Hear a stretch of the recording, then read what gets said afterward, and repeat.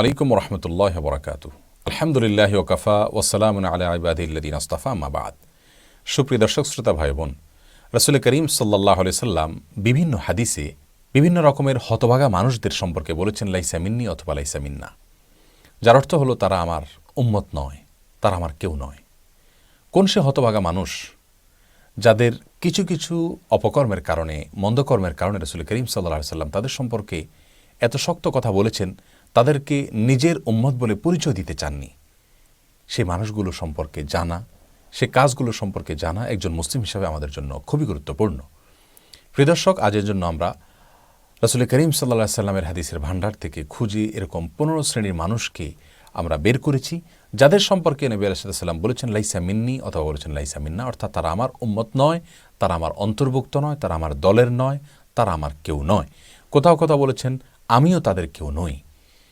তবে এখানে বলে রাখি যে নবী সাল্লাল্লাহু আলাইহি সাল্লামের এই উক্তি, অর্থাৎ আমার কেউ নয় তারা অথবা আমি তাদের কেউ নই, এ কথা বলে তিনি তাদেরকে সব ক্ষেত্রে ইসলাম থেকে খারিজ হওয়া বোঝাননি।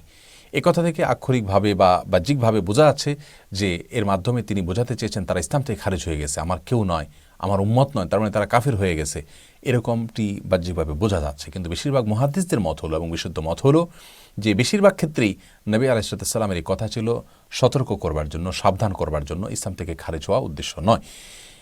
যে কাজের কারণে তিনি বলেছেন আমার উম্মত নয় বা আমার কেউ নয়, সে কাজটি যদি সাধারণ কবিরা গুনাহ হয় বা সাধারণ কোনো গুনাহ হয়, তাহলে সেক্ষেত্রে বুঝতে হবে যে এর মাধ্যমে তিনি ইসলাম থেকে খারিজ হওয়া বোঝাননি। এর থেকে এর মাধ্যমে বুঝিয়েছেন তিনি যে আমার আদর্শের অনুসারী সে হতে পারল না, বিষয়টি তিনি সাবধান করবার জন্যই বলেছেন। আর যদি সেই কাজটি কুফুরি হয়, ঈমান বিধ্বংসী হয়, তাহলে বুঝতে হবে লাইসা মিন্না বলতে উদ্দেশ্য হলো তাকে ইসলাম থেকে খারিজ হওয়ার বার্তা পৌঁছে দেওয়া। প্রিয় দর্শক, রাসূল করিম সাল্লাল্লাহু আলাইহি সাল্লামের এই জাতীয় কথার মতোই আমরা কিন্তু সমাজে অনেক সময় মা বাবারা সন্তানদের প্রতি কোনো কারণে অসন্তুষ্ট হলে বলে থাকি তুমি আমার কেউ নও, যাও, তোমাকে আমি চিনি না। এই টাইপের কথা বলে কিন্তু আমরা প্রকৃত অর্থ বোঝাতে চাই না, বরং এর মাধ্যমে আমরা বোঝাতে চাই রূপক অর্থে যে তোমার প্রতি আমার মনক্ষুণ্ণতা আছে, আমি তোমার প্রতি মনে কষ্টে আছি, আমি তোমার প্রতি অসন্তুষ্ট আছি, তুমি চরম খারাপ কাজ করেছ, এই বার্তাটা আমরা তাকে দিতে চাই। প্রিয় দর্শক, আর দেরি না করে আসলে আমরা জেনে নেই কোন সে হতভাগা মানুষদেরকে নবী সাল্লাল্লাহু আলাইহি সাল্লাম বলেছেন যে তারা আমার উম্মত নয়, তারা আমার দলভুক্ত নয়, তারা আমার কেউ নয়। এদের ভিতরে সর্বপ্রথম যে ব্যক্তির কথা বলবো তার কথা বর্ণিত হয়েছে বুখারীতে এবং নাসাঈতে এবং বিভিন্ন হাদিসের কিতাবে। সে ব্যক্তি হলেন ওই ব্যক্তি যিনি কোনো বিপদ আপদে, বিশেষ করে কোনো প্রিয়জন এর মৃত্যুতে তিনি ধৈর্যহারা হয়ে যান এবং ধৈর্যহারা হয়ে জামা কাপড় ছেড়েন এবং মুখ চাপড়ান, বুক চাপড়ান এবং নানা রকম আপত্তিকর মন্তব্য মুখ দিয়ে করেন ধৈর্যহারা হয়ে। এই টাইপের মানুষগুলো সম্পর্কে নবী আলাইহিস সালাম বলেছেন এরকম কথা। আসুন জেনে নেই হাদিসটি। আব্দুল্লাহ ইবনে মাসউদ রাদিয়াল্লাহু তাআলা বর্ণনা করেছেন যে রাসূল আকরাম সাল্লাল্লাহু আলাইহি ওয়াসাল্লাম ইরশাদ করেছেন, বুখারীতে আসছে, লাইসা মিন্না মান লাতামাল হুদুদা ওয়া শাক্কাল জুয়ুব ওয়া দা'a বিদাওয়াল জাহিলিয়া, অর্থাৎ যে ব্যক্তি নিজের গালে নিচে চপটাঘাত করে, অনেকে বুকে আঘাত করে, ওয়া শাক্কাল জুয়ুব জামার কলার ধরে টান দেয় অথবা বোতাম ছিঁড়ে ফেলে, ওয়া দা'a বিদাওয়াল জাহিলিয়া, এবং জাহিলি যুগের মানুষেরা বিপদ আপদ হলে, মানুষ মারা গেলে যেরকম আজে বাজে মন্তব্য করতে, এরকম আজে বাজে মন্তব্য করে, অনেকে মালাকুল মউতকে গালিগালাজ করে ইত্যাদি ইত্যাদি। বিপদ আপদে মুসিবতে ধৈর্যহারা হয়ে এই টাইপের কাজগুলো যারা করে তাদের সম্পর্কে তিনি বলেছেন তারা আমার উম্মতের অন্তর্ভুক্ত নয়।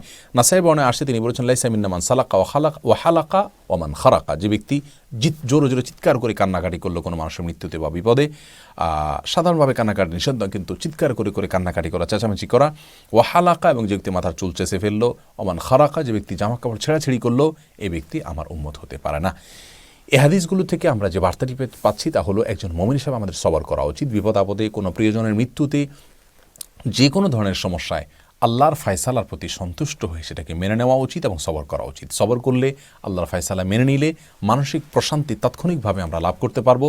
আর যদি অস্থিরতা প্রকাশ করি, ভাঙচুর করি এবং ছেঁড়াফাটা করি, তাহলে সেক্ষেত্রে পেরেশানি কিন্তু আরও বাড়বে, মোটেও কমবে না। আর ঈমানের দাবি হলো সবর করা, তাকওয়ার দাবি হলো সবর করা, আল্লাহর ফায়সালাকে মেনে নেওয়া। আল্লাহ তাআলা আমাদের সবাইকে সেরকম সবর করার তৌফিক দান করুন। তাহলে এক নম্বর ব্যক্তির আমরা পেয়ে গেলাম, ধৈর্যহারা হয়ে বিপদে যে ব্যক্তি এই ছেঁড়াফাটা করে, ভাঙচুর করে, এবং এটা আমাদের স্বাভাবিক জীবনযাপনের ক্ষেত্রেও হয়, স্বামী স্ত্রীর প্রতি বা অন্য কারোর প্রতি আমাদের পারস্পরিক কোনো কারণে ভুল বোঝাবুঝি তৈরি হলে আমরা ভাঙচুর করি, এটাও কিন্তু এই টাইপেরই কাজ। দ্বিতীয়ত, যে ব্যক্তি সম্পর্কে নবী সাল্লাল্লাহু আলাইহি ওয়াসাল্লাম বলেছেন সে আমার উম্মত নয় বা সে আমার কেউ নয়, সে ব্যক্তি হলেন ওই ব্যক্তি যে ব্যক্তি বেশি ভালো সাজতে গিয়ে বা বেশি ভালো হতে গিয়ে আল্লাহর ইবাদত করতে গিয়ে বিবাহ শাদী সংসার থেকে বিরাগী হয়ে থাকতে, সংসার বৈরাগী হয়ে থাকতে চায়, এই বৈরাগ্যতার ইসলামে কোনো অবকাশ নাই। লা রহবানিয়াতা ফিল ইসলাম, হাদিসে আসছে ইসলামে কোনো বৈরাগ্যতার কোনো অবকাশ নাই। বুখারী বর্ণনা আসছে 3 ব্যক্তি রাসূল আকরাম সাল্লাল্লাহু আলাইহি ওয়াসাল্লামের বাসায় একবার গেলেন, যে তারা রাসূলের পরিবার কাছে জানতে চাইলেন যে তিনি কীভাবে ইবাদতবন্দি করেন। তার ইবাদতের বিবরণ শুনে তাদের কাছে মনে হলো যে অনেক অল্প। তারা মনে করেছেন রাসূল সাল্লাল্লাহু আলাইহি ওয়াসাল্লাম কত জানি ইবাদত বন্দেগী করেন আল্লাহ তাআলার। তখন তারা বলাবলি করলেন যে আসলে তিনি তো রাসূল, এই জন্য হয়তো তাঁর এত বেশি করতে হয় না, আমরা তো সাধারণ মানুষ। এই জন্য একজন বললেন তাদের মধ্যে থেকে যে আমি সারা রাত দাঁড়িয়ে নামাজ পড়বো, কখনো রাত্রে ঘুমাবো না। আরেকজন বললেন আমি সারা দিন রোজা রাখবো, কখনো আমি দিনের বেলা পানাহার করবো না। আরেকজন বললেন আমি কখনো বিবাহ শাদী করবো না এবং পুরা জীবন আল্লাহর ইবাদতে কাটিয়ে দিব। এই যে বৈরাগ্যতা অবলম্বন করবার তাদের ইচ্ছা পোষণ তারা করেছেন ভালো উদ্দেশ্যে, নবী আলাইহিস সালাম সেটা শুনতে পেয়ে তাদেরকে বললেন, তোমরাই কি কথা বলেছিলে? ভালো করে শুনে রাখো, আমি তোমাদের মধ্যে আল্লাহকে সবচেয়ে বেশি ভয় করি, আমার মধ্যে তাকওয়া তোমাদের চাইতে অনেক বেশি। তারপরেও কিন্তু আমি বিবাহ শাদী করি, ঘর সংসার করি, আমি রোজা রাখি আবার রোজা রাখি না, আমি রাত্রে কিছু অংশ তাহাজ্জুদ পড়ি, কিছু অংশ ঘুমাই। একেবারে সংসার বিরাগী হয়ে থাকা এই চরিত্র আমার নয়। এটা আমার আদর্শ হলো যে দুনিয়ার ভেতরে থেকে আখিরাতকে করে চলে যাওয়া। অতএব আমার এই আদর্শ থেকে যে বিচ্যুত হবে, ফামান রাগিবা আন সুন্নতি ফালাইসা মিন্নি, যে আমার আদর্শ থেকে বিচ্যুত হবে সে আমার উম্মত হতে পারে না। অন্য হাদিসে আসছে তিনি বলেছেন, আন নিকাহু মিন সুন্নতি ফামান লাম ইয়ামাল বিসুন্নতি ফালাইসা মিন্নি, বিবাহ আমার সুন্নাহ, অতএব যে ব্যক্তি বিবাহ করবে না, সংসার ত্যাগী হয়ে থাকবে, সে আমার উম্মতের অন্তর্ভুক্ত নয়। প্রিয় দর্শক, আমাদের সমাজে অনেক তথাকথিত পীর ফকির আছে, অনেক বয়াতি আছে, বাউল আছে, এদেরকে দেখবেন এলোমেলো চুল, অপরিচ্ছন্ন, গোসল করছে না, তাদের বিয়ে শাদী তারা করেন না, সংসার করেন না, সাদা কাপড় চোপড় পরেন, সেলাইও করেন না, মানে এমনভাবে চলেন যে তারা এই পৃথিবীর কোনো কিছুর সাথে তাদের কোনো সম্পর্ক নাই। এরা সমাজের বোঝা, দেশের বোঝা। ইসলামের দৃষ্টিতে এরা অত্যন্ত গর্হিত কাজ করছে। নবী আলাইহিস সালামের ভাষায় তারা নবীর উম্মতি হতে পারবে না। অতএব এই সমস্ত চরিত্র থেকে আমাদেরকে বেঁচে থাকতে হবে। তৃতীয়ত যে ব্যক্তির কথা বলবো তিনি হলেন ওই ব্যক্তি যে ব্যক্তি কোনো জালেম শাসকের জুলুমকে সমর্থন করে, সাফাই গায়, দলবাজির কারণে, অন্ধত্বের কারণে, তার অন্ধ অনুকরণের কারণে তার মিথ্যাকে সত্য বলে প্রচার করে, তার মিথ্যাকে সত্যায়ন করে, এই টাইপের মানুষগুলো। এদের সম্পর্কে ইবনে হিব্বানে বর্ণিত হাদিসে আসছে, নবী আলাইহিস সালাম বলেছেন, ইন্নাহু ইয়াকুনু বাদি উমারা, নিশ্চয় আমার পরে কিছু শাসক আসবে যারা মিথ্যা কথা বলবে, জুলুম করবে।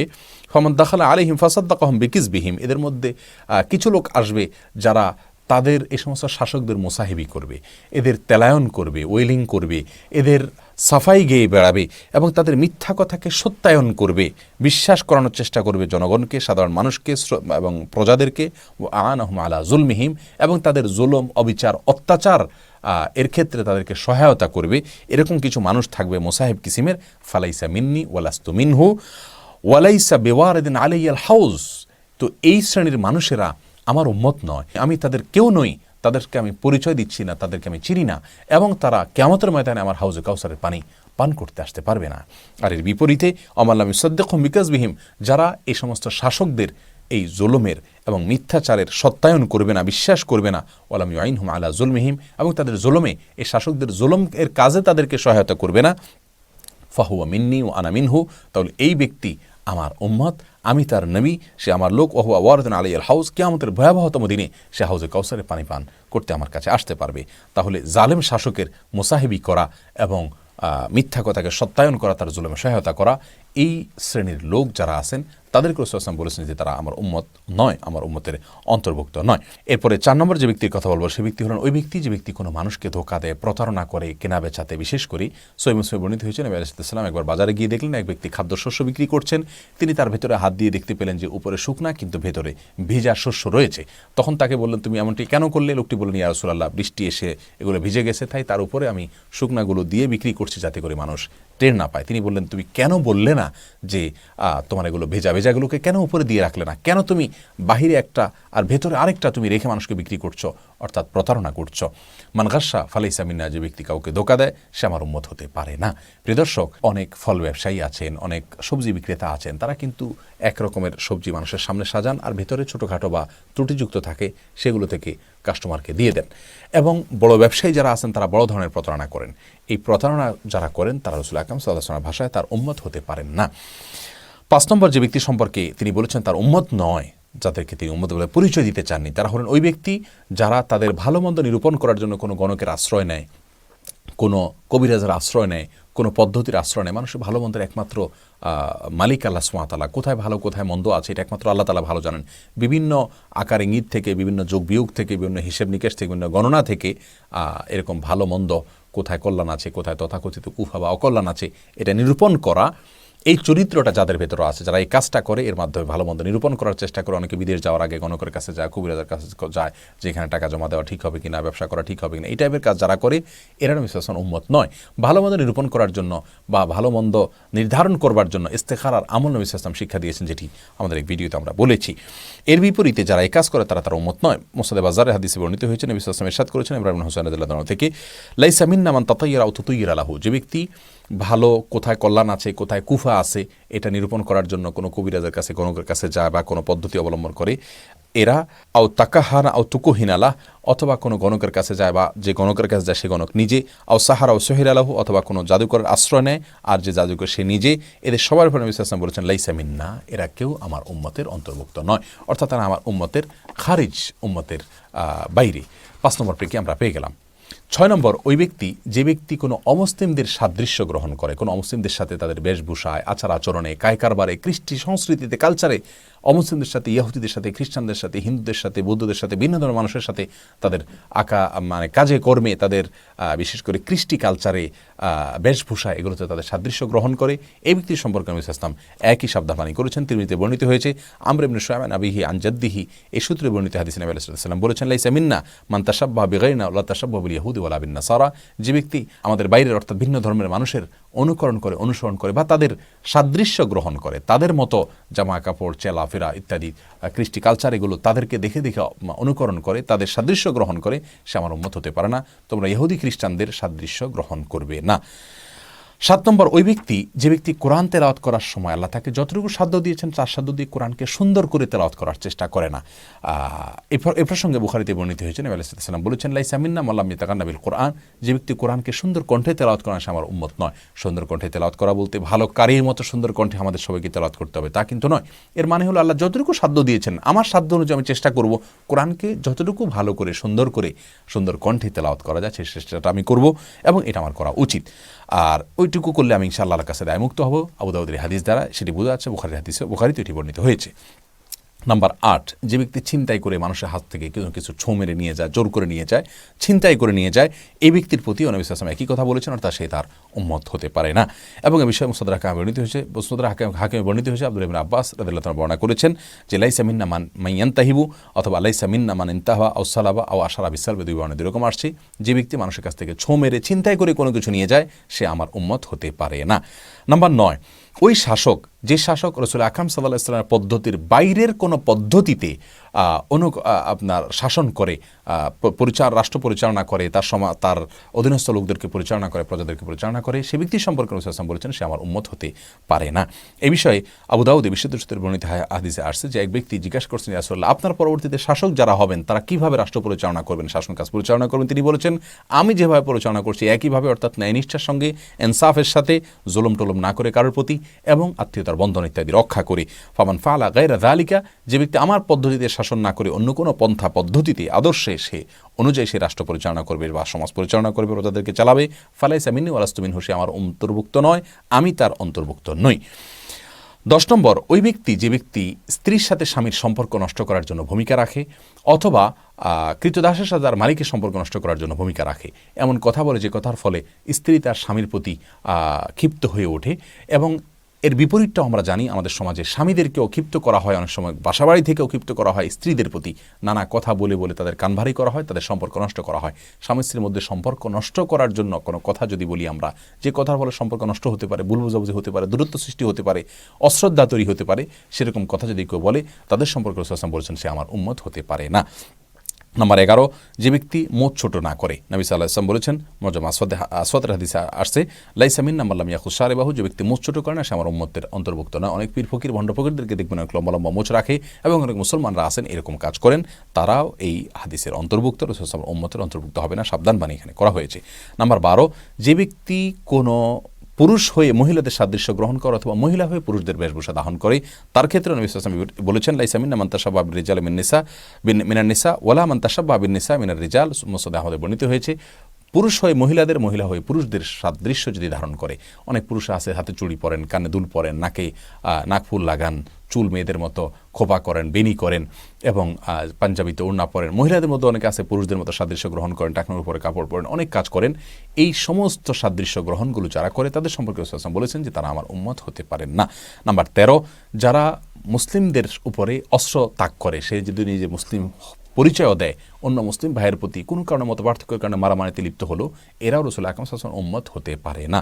তিনি বলেছেন, মান হামালা সালাহ আলাইনা ফালাইসা মিন্নি, যে ব্যক্তি আমাদের উপরে অস্ত্র তাক করবে, অস্ত্র ধারণ করবে, সে আমাদের উম্মত হতে পারে না। বুখারী মুসলিম একযোগে বর্ণনা করেছে। 14 নম্বর হলেন ওই ব্যক্তি, যে ব্যক্তি কোনো লোকালয়ে সাপ চলে আসার পরে সে সাপ মানুষের ক্ষতি করতে পারে, এরপরেও সে সাপকে হত্যা করলো না। এই ব্যক্তি নিজের জান বাঁচানোর জন্য ভয়ে সে হয়তো নিজের জীবন বাঁচালো, কিন্তু অন্যদের ক্ষতি থেকে বাঁচানোর চেষ্টা করলো না, অন্যদের কল্যাণের কথা চিন্তা করলো না। এই সম্পর্কে রাসূল সাল্লাল্লাহু আলাইহি ওয়াসাল্লাম বলেছেন, উকতুল হাইয়াত কুল্লাহুন্না, তিরমিজিতে বর্ণিত হয়েছে, আবু দাউদে বর্ণিত হয়েছে, যে তোমরা সব রকমের সাপকে হত্যা করো। এখানে উদ্দেশ্য বন জঙ্গলে গিয়ে সাপ হত্যা করা নয়। লোকালও সাপ চলে আসলে মানুষের ক্ষতি হতে পারে, এগুলোকে হত্যা করতে বলা হয়েছে। ঘরের বাড়িতে যদি হয় 3 বার তাকে জিন কিনা এটা নিশ্চিত হওয়ার জন্য বলা, যে জিন হলে চলে যাও, যদি না যায় তারপর তাকে হত্যা করবে। ফামান খাফাসা আরাহুন্না ফালাইসা মিন্নি, যে ব্যক্তি এই সাপের ভয়ে ভীত সন্ত্রস্ত হয়ে হত্যা করলো না এবং অন্যদের ক্ষতির পথ সুগম করে রাখলো, সে আমার উম্মত হতে পারে না।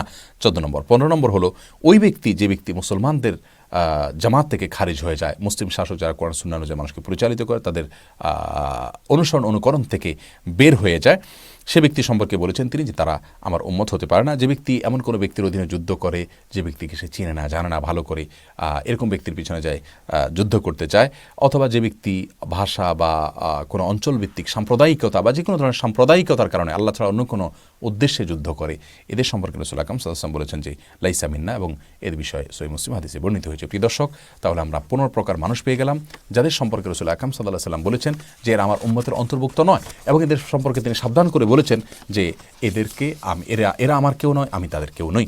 তাদের মধ্যে আমরা আবার এক নজরে জেনে নিচ্ছি। 1 নম্বর হলেন ওই ব্যক্তি, যে ব্যক্তি ধৈর্যহারা হয়ে ছেঁড়াফাটা করে, ভাঙচুর করে, এই টাইপের মানুষ।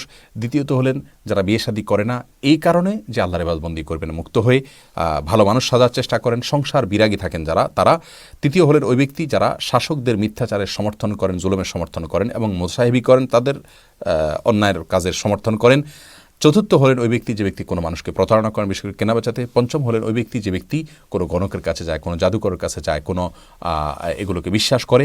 এবং ষষ্ঠ হলেন ওই ব্যক্তি, যে ব্যক্তি কোনো অমুসলিমদের সাদৃশ্য গ্রহণ করে, কৃষ্টি কালচার, চলাফেরা ইত্যাদিতে। সপ্তম, তিনি যদি কোরআন তেলাওয়াত করার সময় সুন্দর কণ্ঠে তেলাওয়াতের চেষ্টা করেন না। এবং অষ্টম হলেন ওই ব্যক্তি, যে ব্যক্তি কারোর কাছ থেকে কোনো কিছু ছিনতাই করে নিয়ে যায়। এবং 9 নম্বর হলেন ওই ব্যক্তি, যে ব্যক্তি শাসন করেন কিন্তু রাসূল আকরাম সাল্লাল্লাহু আলাইহি ওয়াসাল্লাম পদ্ধতির বাইরে অন্য কোনো পদ্ধতিতে।